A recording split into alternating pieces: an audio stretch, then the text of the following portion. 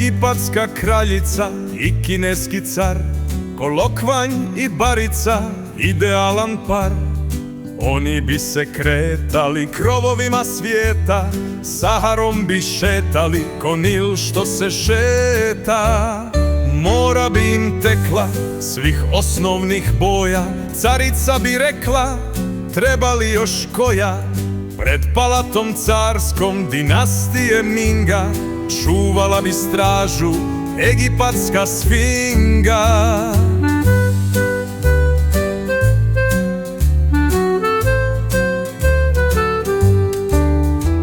Kad carica poželi svoju piramidu, mogla bi došetati po kineskom zidu.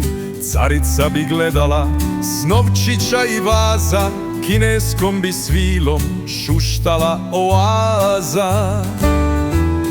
Egipat bi cijeli vježbao karate, kamile, tamanile, kineske salate.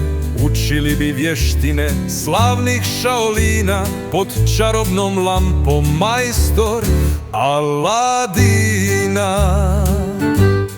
Panda bi se krila oko rijeke Nila, u pratnji bi bila ljubkog krokodila. Beduin bi šoljice kineskoga čaja ispijao sjetijem na vrh Himalaja. Šiš kebab bi na brzinu osvojio Kinu, Egipat bi s ananasom jeo pačetinu. Kineski i arapski zajedničko pismo, baš je šteta što i mi u toj zoni nismo.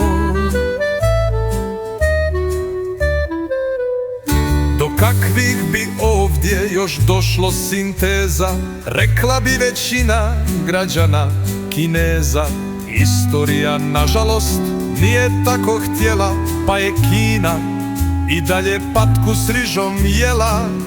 Ali baba lično u društvu baba i dalje se sladi porcijom kebaba.